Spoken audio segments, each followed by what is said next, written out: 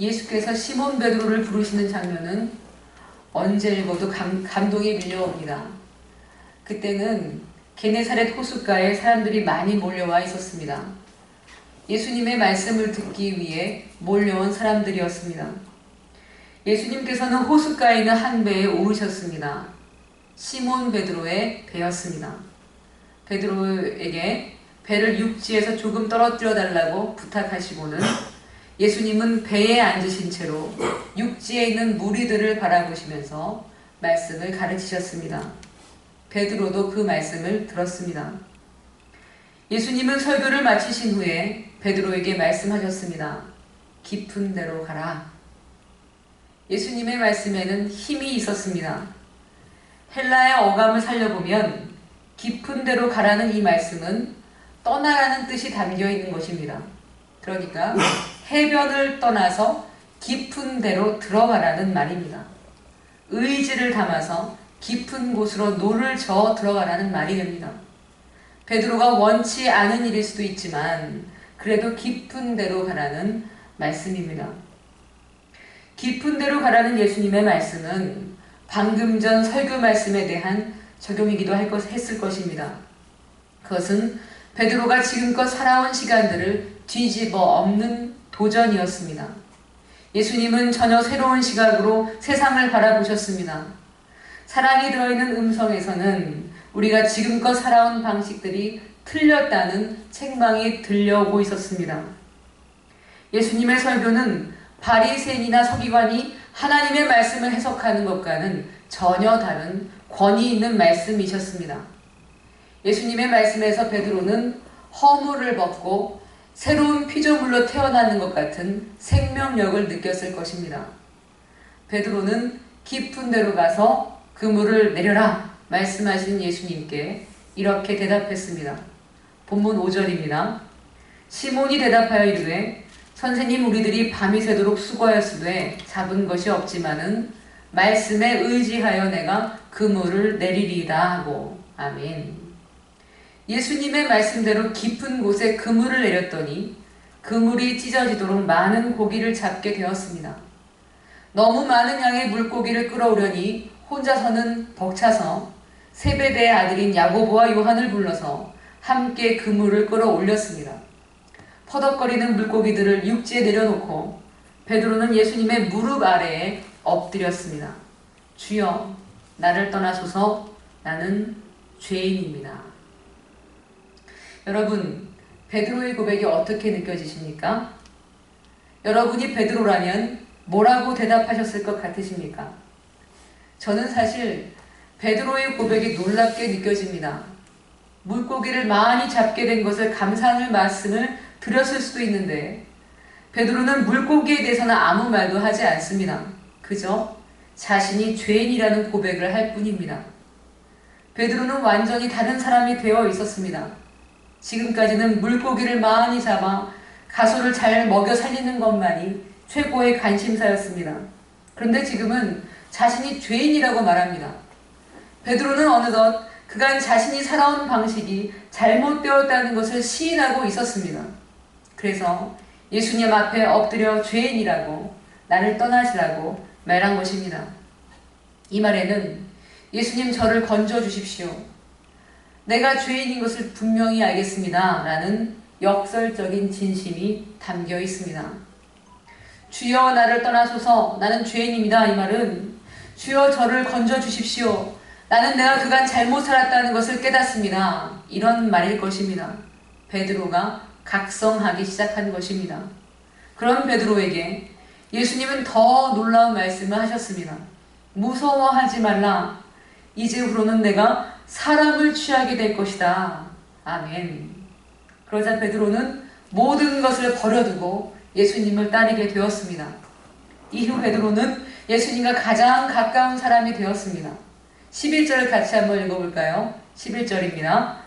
그들이 베드를 육지에 대고 모든 것을 버려두고 예수를 따르니라. 아멘. 사랑하는 여러분, 본문은 베드로가 예수님을 만난 순간을 기록하고 있습니다. 우리에게도 이런 순간이 찾아옵니다. 예수님을 내 삶에 초청하는 순간입니다. 내가 살고 있는 방식이 잘못됐다는 것을 깨닫는 카이로스의 시간입니다. 그때 우리는 예수님 앞에 엎드리게 됩니다. 주님, 저는 죄인입니다. 저를 건져주십시오. 사실 이 순간은요, 기적입니다. 축복의 순간입니다. 왜냐하면 사람들의 눈과 귀가 가려져 있기 때문입니다. 보아도 보지 못하고 들어도 듣지 못하는 것입니다. 세상은 그만큼 기만 덩어리입니다. 조직적으로 악하고 악의 구조물입니다. 세상은 먹이사슬 같습니다. 돈을 얼마나 가졌느냐, 얼마나 권력을 가졌느냐에 따라서 먹이사슬처럼 먹고 먹히는 관계로 사슬처럼 이어져 갑니다. 최강자는 없습니다. 더 강해지려는 욕망만 있을 뿐입니다. 사탄은 피라미드처럼 올라가는 것이 어렵도록 만들어 놓고는 사람들이 욕망의 눈이 어두워져 온갖 술책과 죄를 지으며 낑낑대며 올라오면 발로 밀어 떨어뜨립니다. 가장 치명적인 상처를 받게 만듭니다. 그런 피라미드 속에 한 이론으로 살아가는 것이 세상이라는 말씀입니다. 저는 어느 드라마의 여주인공의 대사가 참 오래도록 남습니다. 맨 꼭대기에는 돈이 있어. 아니구나, 그게 아니지. 돈이면 다 살 수 있다고 끊임없이 속삭이는 마귀. 사탄은 피라미드의 맨 꼭대기에 서서 사람들이 화려한 삶을 원하도록 부추깁니다. 멋진 외모와 인정받는 직업, 화려한 스펙 등으로 사람들이 치장하기를 원합니다. 그런 치장이 화려해지면 화려해질수록 욕망은 더 커집니다. 부질없는 것을 갖겠다고 악의 다툼을 하며 상처를 주고받습니다. 빼앗길까봐 두렵고 못 가질까봐 두렵다 보니 그 두려움을 달래기 위해 쾌락을 쫓게 됩니다. 쾌락은 기쁨의 모조품일 뿐입니다. 평강도 아니고 위로도 아닙니다. 구정물을 마시면서 생수인 줄 아는 것, 그것이 쾌락입니다. 저는 이런 세상 속에 살고 있는 우리가 어느 날 예수님을 발견하는 것, 그것이야말로 기적이라고 생각합니다. 보지 못했던 것이 보여지고 듣지 못했던 것이 들리기 시작합니다. 지금 살고 있는 방식이 잘못되었다는 것을 깨닫는 것은 기적이며 은총입니다. 주여 나를 떠나소서 나는 죄인입니다 라고 고백할 수 있는 것이 얼마나 큰 축복입니까? 저는 베드로의 고백에서 진한 감동을 느꼈습니다. 사랑하는 여러분, 성경에 이런 기적을 맛본 사람들이 나옵니다. 그 중에 하나는 삭개오입니다. 삭개오는 세리장이었습니다. 로마 제국이 세금을 걷어 바치는 일을 하면서 착복한 재물이 그에게는 전부였습니다. 그는 비록 키가 작지만 누구보다 높이 올라가고 싶었던 사람이었습니다. 돈과 권력을 잡으면 높이 올라갈 줄 알았습니다. 그래서 세리가 됐고 이제는 세리장이 되었습니다. 그러나 올라가도 텅 빈 마음을 채울 수가 없었습니다. 키가 작은 콤플렉스를 어떻게든 재력으로 감춰보려 했지만 사람들은 점점 더 삭개오를 경멸하기만 했습니다.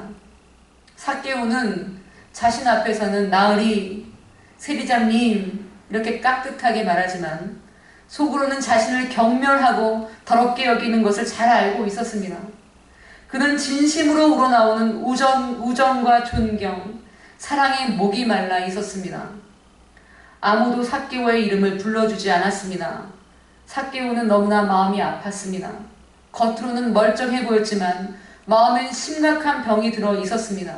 그래서 예수님이 오신다는 말을 듣고 돌무화과 나무에 올라간 것입니다.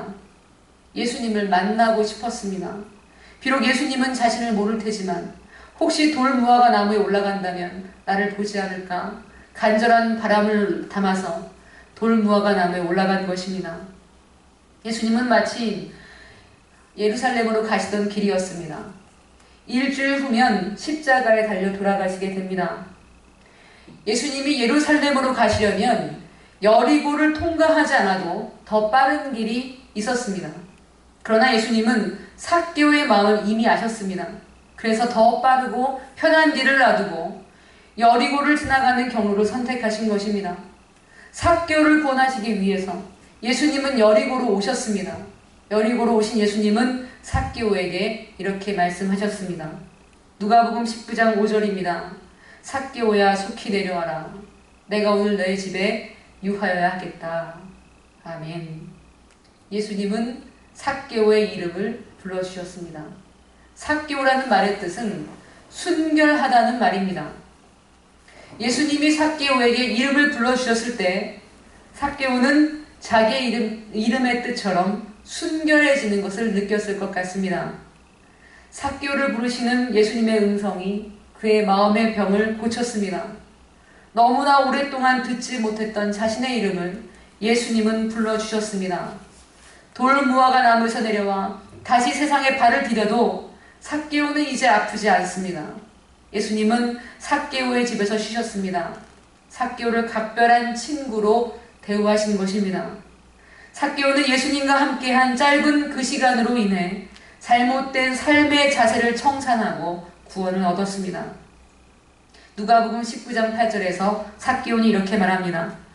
삭개오가 서서 주께 여짜오되 주여 보시옵소서 내 소유의 절반을 가난한 자들에게 주겠사오며 만일 누구를 이 것을 속여 빼앗은 일이 있으면 내 갑절이나 갚겠나이다. 아멘. 삭개오는 기적의 순간을 맞은 것입니다. 재산을 다 잃어도 상관이 없었습니다. 진짜를 맛보았기 때문입니다. 가장 중요한 것을 얻었기 때문입니다. 베드로가 예수님을 만나고 모든 것을 버려두고 예수님을 따른 것처럼 삭개오도 예수님을 얻었기에 다른 것은 다 버려도 상관이 없었습니다. 사랑하는 여러분, 이것은 은총입니다.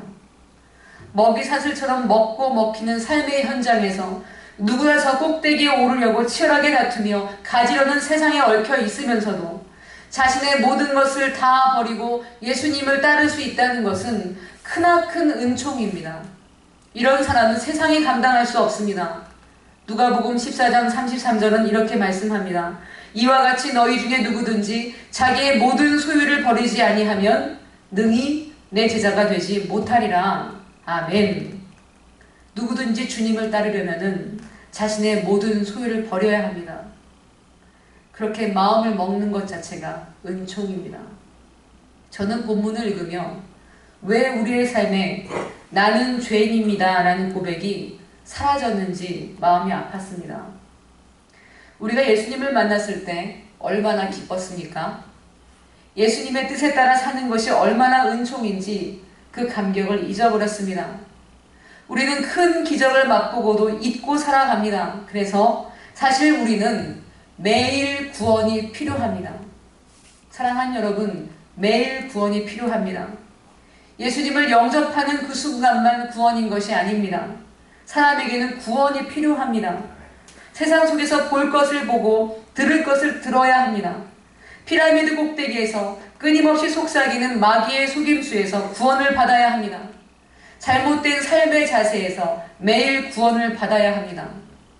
저는 오늘 본문을 통해서 3가지 교훈을 말씀드리기를 원합니다. 첫째로, 깊은 데로 들어가라는 것입니다. 예수님이 말씀하신 깊은 데는 익숙한 환경을 벗어나 습관에서 벗어나 하나님이 우리에게 보여주신 길, 우리에게 계획된 하나님의 뜻이 있는 길을 말합니다. 베드로는 어부이기 때문에 고기를 잡기에 가장 최적의 환경을 누구보다도 잘 알고 있는 사람이었습니다. 그가 밤이 새도록 고기를 잡았다면 고기를 잡을 수 있는 모든 방법을 다 동원했을 것입니다.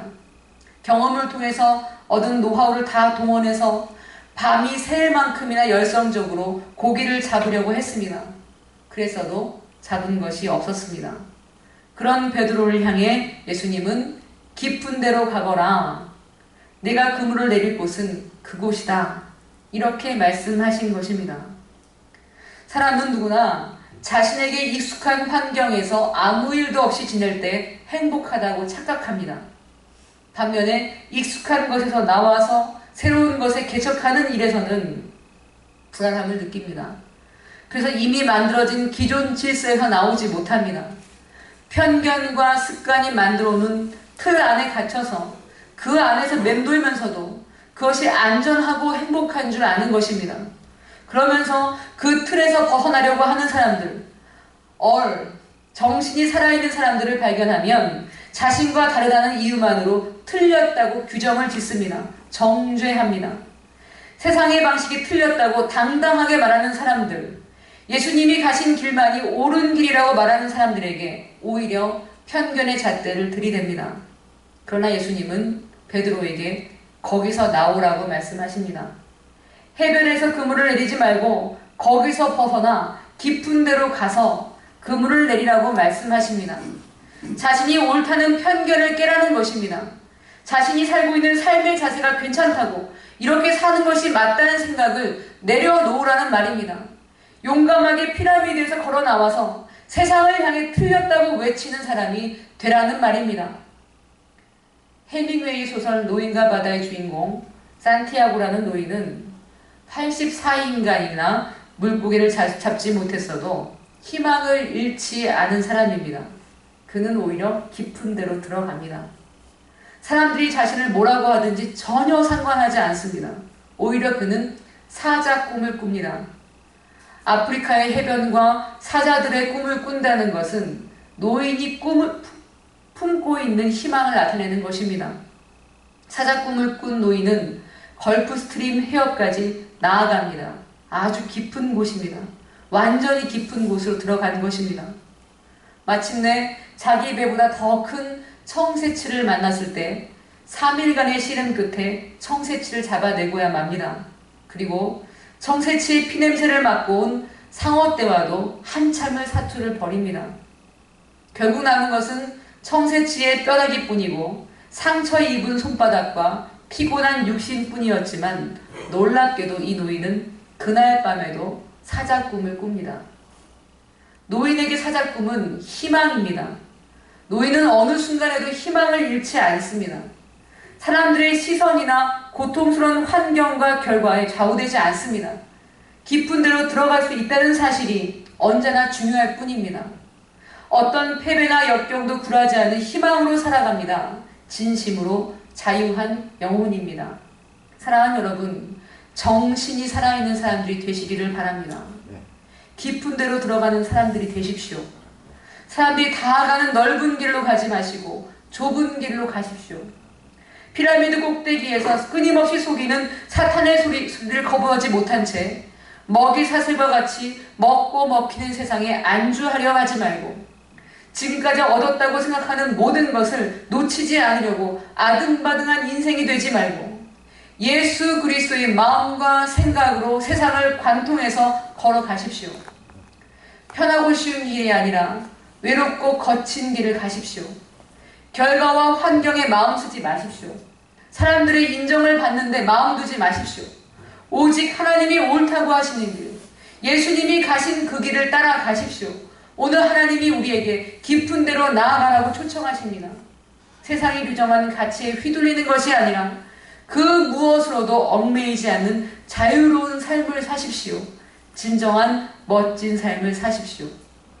요한복음 8장 32절은 이렇게 말씀합니다. 진리를 알지니 진리가 너희를 자유롭게 하리라. 아멘. 진리로 자유한 인생이 되시기를 바랍니다. 둘째로, 묵상하는 삶을 살라는 말씀입니다. 묵상은요, 하나님께 내 소원을 아뢰는 기도와는 다른 것입니다. 묵상은 하나님과 함께 내 삶을 관찰하는 것입니다. 내 삶의 궤적이 올바른지, 지금 내가 처한 환경에서 나를 떨어뜨려 놓고 홀로 주님 안에 머무는 것입니다. 묵상을 통해 우리는 하나님의 뜻을 발견합니다. 지금 내가 살아가는 삶의 자세가 어떤지 스스로 관찰자가 돼서 지켜보는 것입니다. 그것이 묵상입니다. 예수님도 공생에 들어서시기 전에 광야에서 40일간 금식하며 묵상하는 시간을 가지셨습니다. 그 시간 동안 예수님은 자신을 향한 하나님의 뜻을 아셨습니다. 그리고 40일간 자아를 죽이는 순례를 통해서 하나님께 전적으로 순종하셨습니다. 그렇게 하나님과 온전히 하나가 되셨습니다. 예수님은 요한에게 세례를 받으실 때에 하늘로부터 들려왔던 말씀을 깊이 묵상하셨습니다. 너는 내 사랑하는 아들이다. 내가 너를 기뻐한다. 그 말씀을 오래도록 묵상하시면서 하나님의 아들로서의 정체성을 마음과 생각에 깊이 각인하셨습니다. 그렇게 하나님 아들로서 살 준비를 하셨습니다. 사람에게는 그런 묵상의 시간이 필요합니다. 묵상을 통해 마음과 생각에 하나님의 뜻을 새깁니다. 그리고 그 뜻대로 살 준비를 합니다. 그런 각성의 시간이 우리를 자유하게 합니다. 우리의 인생길에 널려있는 수많은 속임수와 유혹의 돌뿌리를 발견하며 뽑아내는 것이 묵상이기 때문입니다. 저는 묵상하는 시간에서 자유를 느낍니다. 고통스러운 현실을 하나님 앞에 내려놓고 하나님과 함께 그 상황을 지켜봅니다. 무엇 때문에 내가 아픈지, 또 내게 주어진 메시지는 무엇인지 마음을 열어놓고 받아들이는 것입니다. 그리고 묵상하는 가운데 메시지대로 살려는 결단을 하게 됩니다. 묵상은 두 가지 단계를 거칩니다. 하나는 알의 과정입니다. 두 번째는 순종의 과정입니다. 사실 오늘 본문은 묵상의 과정과 많이 닮았습니다. 베드로는 깊은 데로 들어가라는 메시지를 마음과 생각에 새겼습니다. 그래서 저는 죄인입니다 라고 고백할 수 있었던 것입니다. 자신의 삶의 자세가 잘못됐다는 것을 깨닫자 베드로는 예수님의 용서를 구하며 무릎을 꿇었습니다. 이제 지금까지의 삶의 자세를 버릴 것이라는 고백이었습니다. 그리고 예수님으로부터 새로운 메시지를 받았습니다. 네가 사람을 취할 것이다 라는 말씀을 듣자 베드로는 모든 것을 버려두고 예수님을 따랐습니다. 사랑하는 여러분, 이것이 묵상입니다. 하나님은 여러 가지 경로로 우리에게 메시지를 전하십니다. 성경을 말씀을 통해서 메시지를 전하시기도 하시고 우리의 고통스러운 환경이나 갈등을 통해서 메시지를 전하십니다. 그 메시지를 받아들이며 우리는 깊은 데로 나아갑니다. 익숙한 환경과 내 아직 편견을 다 벗어버리고 새로운 삶으로 나아갑니다. 우리에게는 매일 구원이 필요합니다. 모든 것을 버려두고 예수님을 따른다는 것은 삶의 과정 속에서 점진적으로 이루어지는 것이기 때문입니다.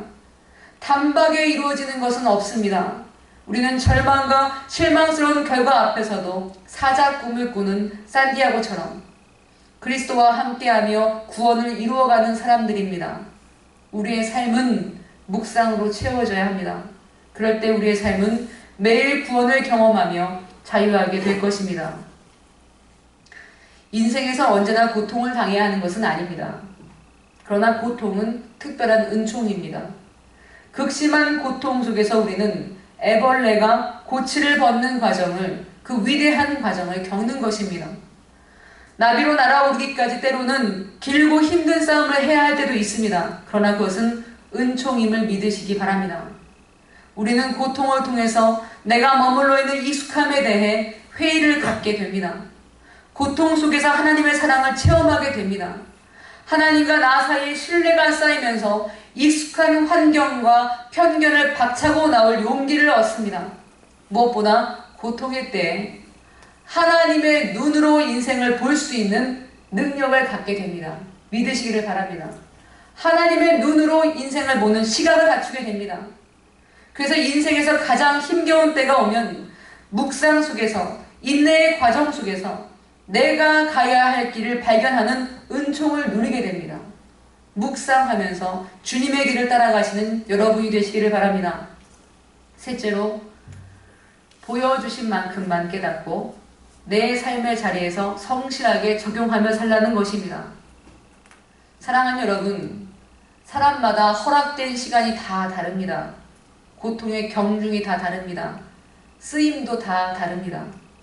하나님은 우리에게 각자 묵묵히 걸어가야 할 길을 주셨습니다. 내게 주어진 길이 무엇이든 보여주신 만큼만 깨달으면 됩니다. 영적인 깊이를 갈망하는 것은 때로는 조급함을 가져오게 합니다. 사랑하는 여러분, 그럴 필요가 없습니다.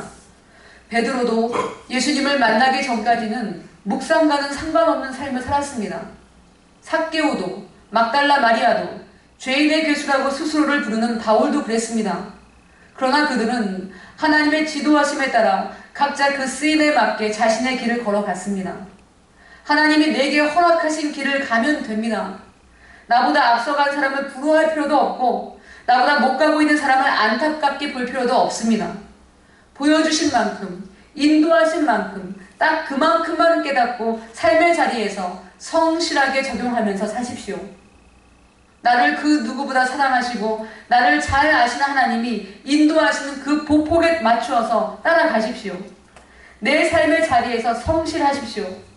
어느 날 어느 순간에 내가 하나님의 나라의 백성답게 소금과 빛으로서 열매를 맺고 있는 것을 보게 될 것입니다. 마지막으로 베드로전서 1장 6절 7절 말씀을 읽고 제가 마치겠습니다. 베드로전서 1장 6절 7절입니다. 그러므로 너희가 이제 여러 가지 시험으로 말미암아 잠깐 근심하게 되지 않을 수 없으나 오히려 크게 기뻐하는도다. 너희 믿음의 확실함은 불로 연단하여도 없어질 금보다 더 귀하여 예수 그리스도께서 나타나실 때에 칭찬과 영광과 존귀를 얻게 할 것이니라. 아멘. 기도하겠습니다.